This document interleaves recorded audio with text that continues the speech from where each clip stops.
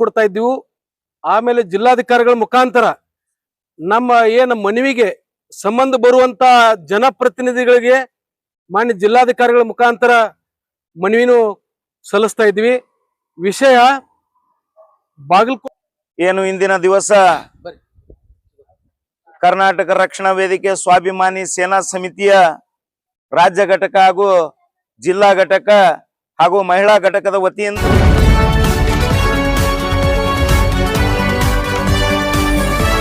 Vijayapura voice ಡಿಜಿಟಲ್ಗೆ ಸ್ವಾಗತ. ವಿಜಯಪುರ ಜಿಲ್ಲೆಯ ನಿಖರ, ವಿಶ್ವಾಸಾರ್ಹ ಹಾಗೂ ತಾಜಾ ಸ್ಥಳೀಯ ಸುದ್ದಿಗಳಿಗಾಗಿ ನಮ್ಮ ಚಾನೆಲ್ ಅನ್ನು ಲೈಕ್, ಸಬ್ಸ್ಕ್ರೈಬ್, ಕಾಮೆಂಟ್ ಹಾಗೂ ಶೇರ್ ಮಾಡಿ. ವಿಜಯಪುರ, ಜುಲೈ 1.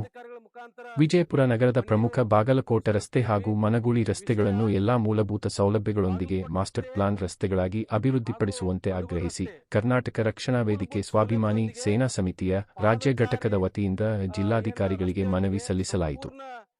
ಸಂಘಟನೆಯ ಪದಾಧಿಕಾರಿಗಳು ಮಾತನಾಡಿ, ಬಾಗಲಕೋಟೆ ರಸ್ತೆಯಲ್ಲಿ ದಿನನಿತ್ಯ ವಾಹನ ದಟ್ಟಣೆ ಹೆಚ್ಚಾಗುತ್ತಿದ್ದು, ಪಾದಚಾರಿಗಳಿಗೆ ಸಮರ್ಪಕ ಫುಟ್ಪಾತ್ ವ್ಯವಸ್ಥೆ ಇಲ್ಲದ ಕಾರಣ ಸಾರ್ವಜನಿಕರು ಹಾಗೂ ವಿದ್ಯಾರ್ಥಿಗಳು ಜೀವದ ಹಂಗು ತೊರೆದು ಸಂಚರಿಸುವಂತಾಗಿದೆ ಎಂದು ಆತಂಕ ವ್ಯಕ್ತಪಡಿಸಿದರು. ಇದೇ ವೇಳೆ ಮನಗೂಳಿ ಅಗಸಿಗೆ ಡಬಲ್ ಗೇಟ್ ನಿರ್ಮಾಣ, ರಸ್ತೆ ಅಗಲೀಕರಣ, ಫುಟ್ಪಾತ್ ಹಾಗೂ ಸಂಪೂರ್ಣ ಮಾಸ್ಟರ್ ಪ್ಲಾನ್ ರಸ್ತೆ ಕಾಮಗಾರಿ ಕೈಗೊಳ್ಳುವಂತೆ ಜಿಲ್ಲಾಡಳಿತವನ್ನು ಒತ್ತಾಯಿಸಿದರು. ಬೇಡಿಕೆಗಳನ್ನು ಶೀಘ್ರದಲ್ಲೇ ಈಡೇರಿಸದಿದ್ದರೆ ಸಾರ್ವಜನಿಕರನ್ನು ಒಳಗೊಂಡು ಉಗ್ರ ಹೋರಾಟ ನಡೆಸುವುದಾಗಿ ಕರ್ನಾಟಕ ರಕ್ಷಣಾ ವೇದಿಕೆ ಸ್ವಾಭಿಮಾನಿ ಸೇನಾ ಸಮಿತಿಯ ರಾಜ್ಯ ಘಟಕ ಎಚ್ಚರಿಕೆ ನೀಡಿದೆ. ವರದಿ ವಿಜಯಪುರ ವಾಯ್ಸ್ ಡಿಜಿಟಲ್. ನಿಮ್ಮ ಧ್ವನಿ ನಮ್ಮ ಸುದ್ದಿ. ವಿಜಯಪುರ ಜಿಲ್ಲೆಯ ನಿಖರ, ವಿಶ್ವಾಸಾರ್ಹ ಹಾಗೂ ತಾಜಾ ಸ್ಥಳೀಯ ಸುದ್ದಿಗಳಿಗಾಗಿ ನಮ್ಮ ಚಾನೆಲ್ ಅನ್ನು ಲೈಕ್, ಸಬ್ಸ್ಕ್ರೈಬ್, ಕಾಮೆಂಟ್ ಹಾಗೂ ಶೇರ್ ಮಾಡಿ. ಇಂದಿನ ದಿವಸ ಕರ್ನಾಟಕ ರಕ್ಷಣಾ ವೇದಿಕೆ ಸ್ವಾಭಿಮಾನಿ ಸೇನಾ ಸಮಿತಿಯ ರಾಜ್ಯ ಘಟಕ ಹಾಗೂ ಜಿಲ್ಲಾ ಘಟಕ ಹಾಗೂ ಮಹಿಳಾ ಘಟಕದ ವತಿಯಿಂದ ಇಂದಿನ ದಿವಸ ಒಂದು ಮನವಿಯನ್ನು ಸಲ್ಲಿಸಲಿಕ್ಕೆ ಗೌರವಾನ್ವಿತ ಜಿಲ್ಲಾಧಿಕಾರಿಗಳ ಕಚೇರಿ ಮುಂದೆ ನಾವು ಬಂದು ನಿಂತಿದ್ದೀವಿ. ಕಾರಣ ಇಷ್ಟ ಏನಪ್ಪಾ ಅಂತಂದ್ರೆ, ಇನ್ನು ಬರುವಂತ ದಿನಗಳು ಮಳೆಗಾಲದ ದಿನಗಳು. ವಿಜಯಪುರ ನಗರದಲ್ಲಿ ಯಾವುದೇ ರೋಡಿನಲ್ಲಿ ಅಡ್ಡಾಡಿದ್ರು ಒಂದು ರೋಡ್ ಕೂಡ ಏನಪ್ಪಾ ಅಂತಂದ್ರೆ ಸರಿಯಾದ ಮಾರ್ಗಗಳಿಲ್ಲ. ಮಾನ್ಯ ಜಿಲ್ಲಾಧಿಕಾರಿಗಳಿಗೆ ಇವತ್ತೇ ವಿನಂತಿ ಪೂರ್ವಕವಾಗಿ ನಾವ್ ಏನ್ ವಿನಂತಿ ಮಾಡ್ಕೊಂತೀವಪ್ಪ ಅಂತಂದ್ರೆ, ಒಂದು ಸಲ ಏನದ ತಾವು ಬಿಜಾಪುರ ನಗರವನ್ನು ಸುತ್ತಾಡಿ ನೋಡಿ ಬರ್ಬೇಕು. ಯಾಕಪ್ಪ ಅಂತಂದ್ರೆ ಇಂದಿನ ದಿವಸ ನಾವು ಪ್ರಮುಖವಾಗಿ ಬಾಗಲಕೋಟೆ ರಸ್ತೆ ಮತ್ತು ಮನಗೂಳಿ ರಸ್ತೆ ವಿಚಾರವಾಗಿ ನಾವು ಬಂದಿದ್ದೀವಿ. ಅದೇ ತೆರನಾಗಿ ಏನಪ್ಪಾ ಅಂತಂದ್ರೆ ಜಾಮಿಯಾ ಮಸೀದ್ ರೋಡ್ ಆಗಿರ್ಬೋದು ಅಥವಾ ವಿಜಯಪುರ ನಗರದಲ್ಲಿ ಸಂಚಾರ ಮಾಡಿದಾಗ ಏನದ ಎಷ್ಟೋ ರೋಡ್ಗಳು ಏನಪ್ಪಾ ಅಂತಂದ್ರ ಬಹಳ ಅಧೋಗತಿ ಸ್ಥಿತಿಯಲ್ಲಿ ಇದ್ದಾವೆ. ಬರುವಂತ ದಿನಮಾನಗಳಲ್ಲಿ ಸಾಕಷ್ಟು ಆಕ್ಸಿಡೆಂಟ್ ಕೂಡ ಆಗ್ಲಿಕ್ಕತ್ತಾವ. ಮತ್ತ ಅಲ್ಲಿಂದ ಏನಪ್ಪಾ ಅಂತಂದ್ರ ಈಗ ನಾವು ಎಷ್ಟೋ ಸಲ ನಾವೇನದ ಎಚ್ಚರ ಮಾಡಿದ್ರು ಕೂಡ ಏನದ ತಾವು ಗಮನ ಹರಿಸ್ತಾ ಇಲ್ಲ. ಕಾರಣ ಏನನ್ನೋದು ತಿಳಿಯೋದಿಲ್ಲ. ಮತ್ತೆ ಮ್ಯಾಗಿಂದ ಮ್ಯಾಗ ಏನಪ್ಪಾ ಅಂತಂದ್ರೆ ದಿನಪತ್ರಿಕೆಗಳಲ್ಲಿ ಆಗಿರ್ಬಹುದು ಮತ್ತು ಒಂದು ಮೀಡಿಯಾದ ಮುಖಾಂತರ ಏನದ ನಮ್ಮ ಗೌರವಾನ್ವಿತ ನಗರ ಶಾಸಕ ಬಸನಗೌಡ ಪಾಟೀಲ್ ಯತ್ನಾಳ್ ಏನ್ ಹೇಳ್ತಾರಪ್ಪ ಅಂತಂದ್ರೆ, ಎಲ್ಲಿ ಬೇಕಾದಲ್ಲಿ ಹೋದಲ್ಲಿ ಬಂದಲ್ಲಿ ಏನದ ವಿಜಯಪುರದ ನಗರವನ್ನ ಏನದ ನಾವು ಸ್ಮಾರ್ಟ್ ಸಿಟಿ ಮಾಡಿನಿ ಅಂತ ಹೇಳ್ಕೊಂತ ಅಡ್ಡಾಡ್ತೀರಿ. ನಗರ ಶಾಸಕ ಮಾನ್ಯ ಬಸನಗೌಡ ಪಾಟೀಲ್ ಯತ್ನಾಳ್ ಅವ್ರೆ, ನೀವು ಒಮ್ಮೆ ನಗರವನ್ನು ಸುತ್ತಾಡಿಕೊಂಡು ಏನಪ್ಪಾ ಅಂತಂದ್ರೆ ಬಿಜಾಪುರ ನಗರದಲ್ಲಿ ರಸ್ತೆಗಳು ಎಂತಾವದ ಅನ್ನೋದು ನೋಡ್ರಿ. ಅದು ಇದು ನೋಡಲಾರದೆ ಏನದ ನೀವೇನದ ಸ್ಮಾರ್ಟ್ ಸಿಟಿ ಮಾಡಿವಿ ಅಂತೇಳಿ ಇನ್ನೊಂದು ಜಿಲ್ಲೆಗಳಲ್ಲಿ ಆಗಿರ್ಬೋದು ಎಲ್ಲೆಲ್ಲಿ ಹೋದಲ್ಲಿ ಬರೇ ಏನದಪ್ಪ ಅಂತಂದ್ರ ನಿಮ್ಮ ಬೋಗಸ್ ಭಾಷಣ ಬಿಡ್ರಿ. ನೀವ್ ಏನಪ್ಪಾ ಅಂತಂದ್ರೆ ಮೊದಲು ನಿಮ್ಮ ನಗರವನ್ನ ನಾವೆಲ್ಲ ಏನದ ಬಿಜಾಪುರ ಜಿಲ್ಲೆಯ ಬಿಜಾಪುರ ನಗರದ ಎಲ್ಲ ಮತದಾರ ಬಾಂಧವರು ನಿಮ್ಮನ್ನ ಏನಪ್ಪಾ ಅಂತಂದ್ರೆ ಗೌರವಪೂರ್ವಕವಾಗಿ ಆರಿಸಿ ತಂದಿದ್ದಾರೆ.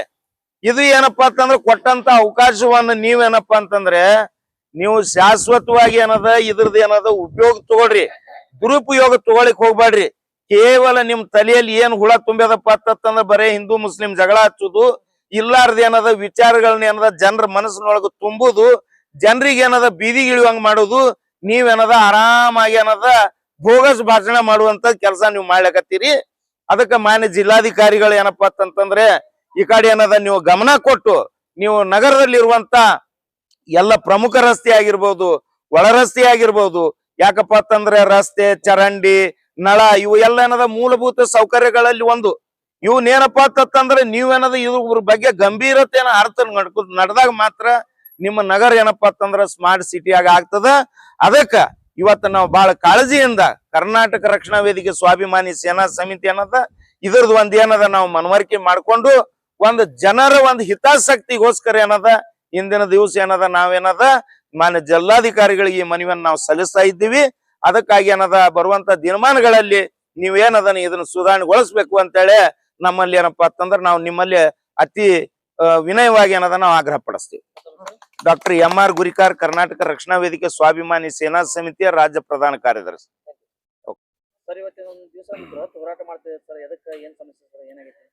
ಸರ್, ನಾವು ಕರ್ನಾಟಕ ರಕ್ಷಣಾ ವೇದಿಕೆ ಸ್ವಾಭಿಮಾನಿ ಸೇನಾ ಸಮಿತಿಯಿಂದ ಇವತ್ತು ರಾಜ್ಯ ಘಟಕ ಮತ್ತು ಜಿಲ್ಲಾ ಘಟಕದ ವತಿಯಿಂದ ಇವತ್ತು ಮಾನ್ಯ ಜಿಲ್ಲಾಧಿಕಾರಿಗಳು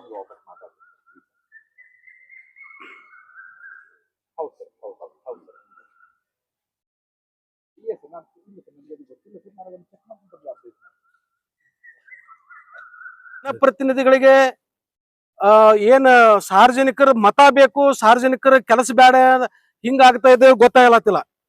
ಅದಕ್ಕೆ ನಾವು ನಮ್ಮ ಸಂಘಟನೆಯಿಂದ ಮಾನ್ಯ ಜನಪ್ರತಿನಿಧಿ ಎಲ್ಲ ಜನಪ್ರತಿನಿಧಿಗಳಿಗೆ ಮತ್ತ ನಮ್ಮ ಮಾನ್ಯ ಜಿಲ್ಲಾಧಿಕಾರಿಗಳಿಗೂ ಆಮೇಲೆ ಉನ್ನತ ಅಧಿಕಾರಿ ವರ್ಗ ಬಿಜಾಪುರ ಜಿಲ್ಲೆಯ ಉನ್ನತ ಅಧಿಕಾರಿ ವರ್ಗ ಹೇಳ್ತಾ ಇದ್ವಿ, ಯಾವ ಸಾರ್ವಜನಿಕರು ಒಬ್ಬೊಬ್ರು ಬಂದು ನಿಮ್ಮಲ್ಲಿ ಕೇಳಿಕ್ ಆಗುದಿಲ್ಲ. ಆ ಸಾರ್ವಜನಿಕರ ಸಮಸ್ಯೆ ಕೈಗೆತ್ತಿಕೊಂಡು ನಾವೆಲ್ಲರೂ ಸಂಘಟಕರು ಒಂದಾಗಿ ಸಾರ್ವಜನಿಕರಿಗೆ ಅನ್ಯಾಯ ಆಗುವಂತದ್ದನ್ನ ನಾವು ತಮ್ಮ ಗಣನೆಗೆ ತಗೊಂಡ್ಬರ್ತಾ ಇದ್ದೀವಿ ಮನವಿ ಮುಖಾಂತರ. ಅದೇನಂದ್ರೆ ಬಾಗಲಕೋಟ್ ರಸ್ತೆ, ಬರೀ ಇಲ್ಲಿ ಬಾಗಲಕೋಟ್ ಕ್ರಾಸಿಗೆ 20 ಫುಟ್ ರಸ್ತೆ ಇದೆ. KSRTC ಬಸ್ ಆಗಿರ್ಬೋದು, ಬ್ಯಾರೆ ಇನ್ನಿತರ ವಾಹನಗಳು ದಿವಸದಲ್ಲಿ ಒಂದ್ ದಿನ ಆದ್ರೂ ಒಂದ್ ದಿವಸ ಅದು ಟ್ರಾಫಿಕ್ ಆಗ್ತದೆ. ದಿನದಲ್ಲಿ ಒಂದ್ ಸಾರಿ ಆದ್ರೂ ಟ್ರಾಫಿಕ್ ಆಗ್ತದೆ. ಟ್ರಾಫಿಕ್ ಆಗ್ತಾರೆ, ಅರ್ಧ ಕಿಲೋಮೀಟರ್ ಗಾಡಿ ನಿಲ್ತವೆ.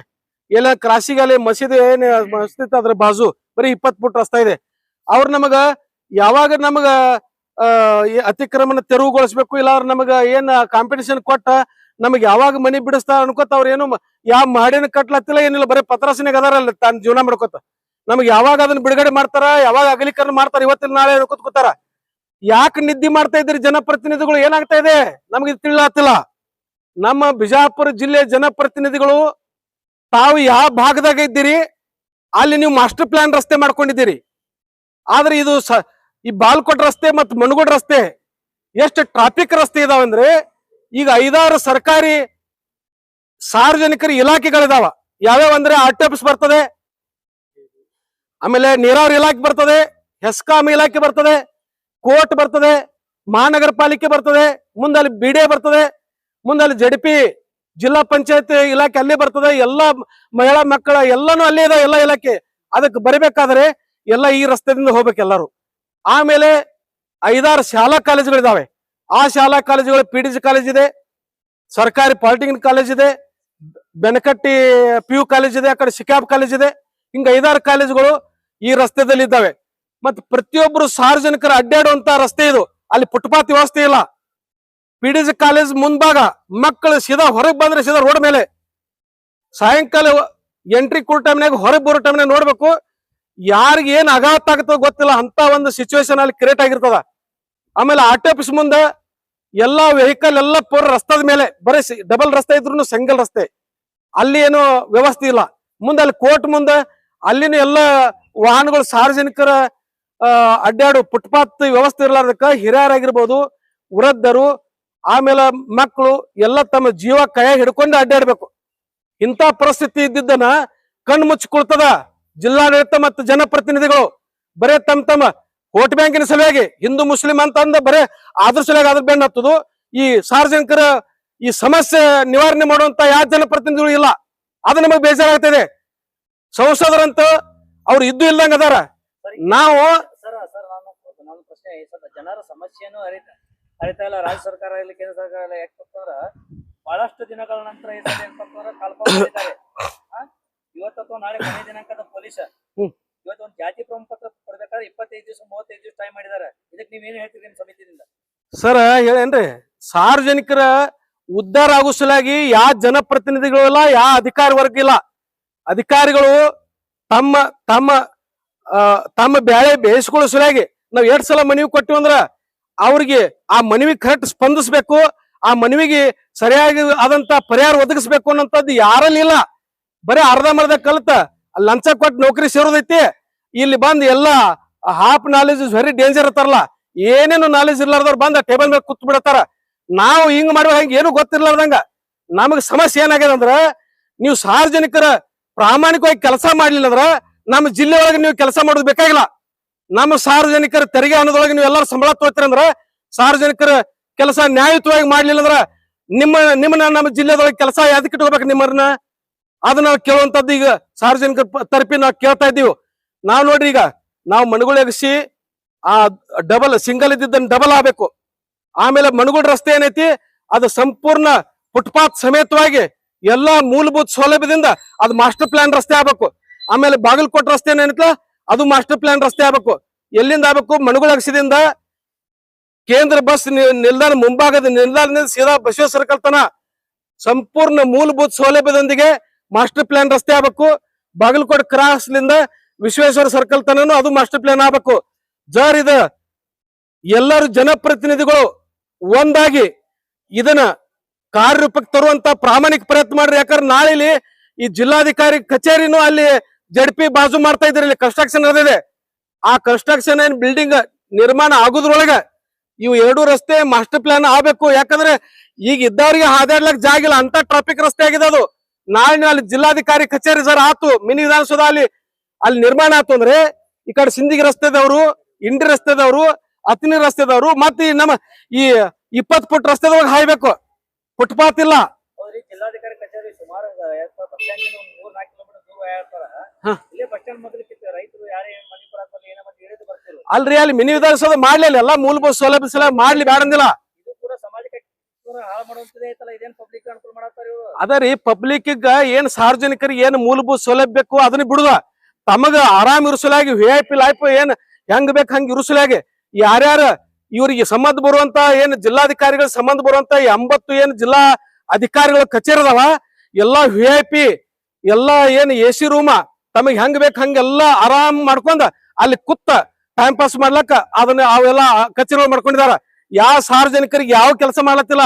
ಹಿಂಗಾಗಿ ಎಲ್ಲಾ ಸಾರ್ವಜನಿಕರು ಅಭಿವೃದ್ಧಿ ಹೊಂದೋದ್ ಬಿಟ್ಟ 5 ಕೆಜಿ ಅಕ್ಕಿ ಹೋಗಿ 10 ಕೆಜಿ ಅಕ್ಕಿಗೆ ಬಂದದಾರ. ಇವರು ಬಂಗ್ಲೆ ಮೇಲೆ ಬಂಗ್ಲೆ, ಎಲ್ಲಿ ಆಸ್ತಿ ಮೇಲೆ ಆಸ್ತಿ ಎಲ್ಲರೂ ಹಂಗ್ ಮಾಡ್ಕೊಳತ್ತಾರ.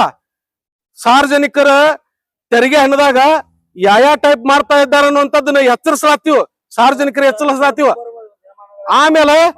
ಆಮೇಲೆ ರೈತ ಸಮುದಾಯಕ್ಕ ಇವತ್ತ ರೈತರೆಲ್ಲ ಅನ್ನ ನೀಡುವಂತ ರೈತರಿದ್ರು, ಅವ್ರಿಗೆಲ್ಲರಿಗೆ ಬೇಡ್ಕೊಂತೀವಿ ಅಂತ ರೈತರು ಎಲ್ಲ BPL ಹೋಲ್ಡರ್ ಮಾಡ್ಬಿಟ್ಟವ್ರ ಎಲ್ಲರನ್ನು.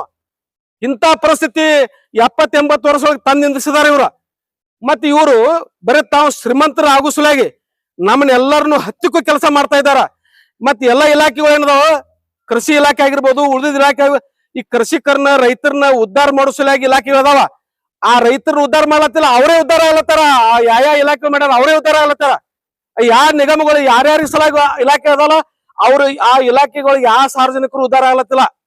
ಅಲ್ಲಿ ಯಾರ್ಯಾರು ಕೆಲಸ ಮಾಡ್ಲತ್ತಾರ ಅವರೇ ಉದ್ಧಾರ ಆಗ್ಲತ್ತಾರ.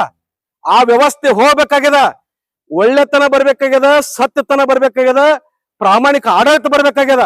ಮುಂದಿನ ದಿನಮಾನದಲ್ಲಿ ಸತ್ಯದ ಆಡಳಿತಕ್ಕೆ ಚಾಲನೆ ಕೊಡದಿದ್ರೆ ನಾವು ಯಾವ ಜನಪ್ರತಿನಿಧಿಗೂ ಬಿಡುದಿಲ್ಲ, ಮತ್ತೆ ಯಾವ ಅಧಿಕಾರ ವರ್ಗಕ್ಕೂ ನಾವು ಬಿಡುದಿಲ್ಲ. ಇನ್ಮೇಲೆ ನಾವು ಅದಕ್ಕೆ ಹೇಳ್ತೀವಿ, ನಮಗೆ ಎಷ್ಟೊತ್ತಿರು ಬಾಗಲಕೋಟೆ ರಸ್ತೆ ಮತ್ತು ಮಣಗುಳ ರಸ್ತೆ ಮಾಸ್ಟರ್ ಪ್ಲಾನ್ ಮಾಡ್ಲಿಕ್ಕ ಪ್ರಾಮಾಣಿಕ ಪ್ರಯತ್ನ ಮಾಡಬೇಕು. ಮತ್ತ ನಿಮ್ಮ ಮುಖಾಂತರ ನಾವು ಸನ್ಮಾನ್ಯ ಏನ ಉಸ್ತುವಾರಿ ಸಚಿವರಿದ್ದಾರ, ನಗರ ಶಾಸಕರಿದ್ದಾರ, ಸಂಸದರಿದ್ದಾರ, ಮಾನ್ಯ ಮುಖ್ಯಮಂತ್ರಿ ಮಾನ್ಯ ಜಿಲ್ಲಾಧಿಕಾರಿ ಮುಖಾಂತರ ಅವ್ರಿಗೆ ಮನವಿ ಸಲ್ಲಿಸಬೇಕು, ಮನವಿ ಕೊಡತಾ ಇದ್ವಿ. ಆ ಮನವಿ ಅವ್ರಿಗೆ ಮುಟ್ಟಿಸ್ಬೇಕು. ಮತ್ತ 15-20 ದಿವಸದೊಳಗೆ ನೀವು ಇದಕ್ಕ ದಿಟ್ಟ ನಿರ್ಧಾರ ತಗೊಂಡು ಏನ್ರ ನಮಗ ಒಂದು ಒಳ್ಳೆ ಸುದ್ದಿ ಕೊಡ್ಲಿಲ್ಲ ಅಂದ್ರೆ ನಾವು ಉಗ್ರ ಹೋರಾಟ ಮಾಡಿ ಆ ಮಾಸ್ಟರ್ ಪ್ಲಾನ್